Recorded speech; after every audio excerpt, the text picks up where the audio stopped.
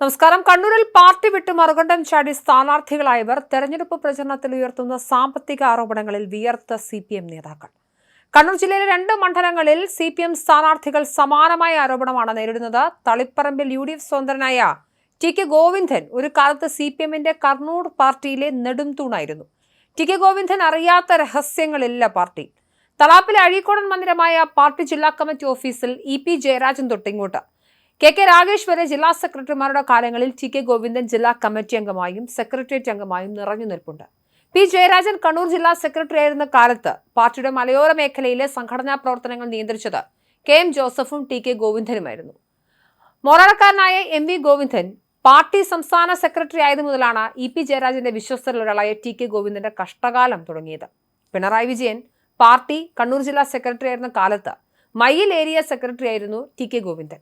തളിപ്പറമ്പിൽ മത്സരിക്കാൻ ഏറെ യോഗ്യതയുള്ള TK ഗോവിന്ദനെ വെട്ടി സ്വന്തം ഭാര്യയായ PK ശ്യാമളെ MV Govindan സ്ഥാനാർത്ഥിയാക്കുന്നതിൽ MV Govindan സ്വീകരിച്ച കുറുക്കുവഴികളാണ് TK ഗോവിന്ദന് മുന്നിൽ പുറത്തേക്കുള്ള വഴി തുറന്നത്.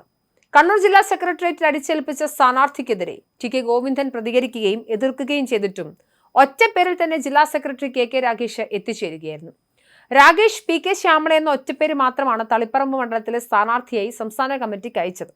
N സുകന്യ, KK ശൈലജ എന്നിവരുടെ പേരുകൾ കൂടി ഉൾപ്പെടുത്തണമെന്ന ജില്ലാ സെക്രട്ടേറിയറ്റിൽ ഉയർന്ന അഭിപ്രായം അട്ടിമറിക്കപ്പെടുകയായിരുന്നു. കഴിഞ്ഞ കുറെ കാലമായി തളിപ്പറമ്പ് മണ്ഡലം MLAയും തദ്ദേശ സ്വയംഭരണ വകുപ്പ് മുൻ മന്ത്രിയുമായ MV ഗോവിന്ദനെ കുറിച്ച് അതീവ ഗുരുതരമായ ആരോപണങ്ങളാണ് പാർട്ടിയിൽ നിന്നും പുറത്തുപോയ TK ഗോവിന്ദൻ ഉന്നയിക്കുന്നത്.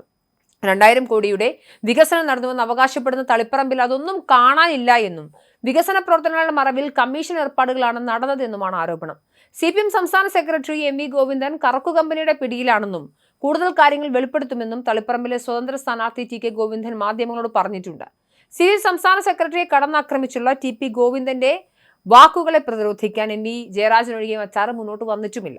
വിമത സ്ഥാനാർത്ഥിത്വത്തിന്റെ പേരിൽ CPM തന്റെ കുടുംബം തന്നെ തകർക്കാൻ ശ്രമിച്ചുവെന്നാണ് TK ഗോവിന്ദന്റെ ആരോപണം.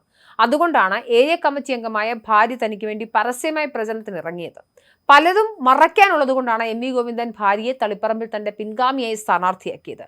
ജില്ലാ കമ്മിറ്റിയിൽ പിണറായി പങ്കെടുത്തിരുന്നെങ്കിൽ PK ശ്യാമള സ്ഥാനാർത്ഥിയാകുമായിരുന്നില്ല എന്നാണ് TK ഗോവിന്ദന്റെ വാദം.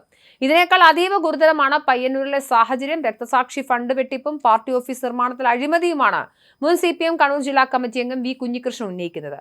UDF സ്ഥാനാർത്ഥിയായി മത്സരിക്കുന്ന V കുഞ്ഞികൃഷ്ണൻ ഉയർത്തുന്ന ആരോപണങ്ങൾ സിറ്റിംഗ് MLA TK മധുസൂദനെ വെള്ളം കുടിപ്പിക്കുകയാണ്.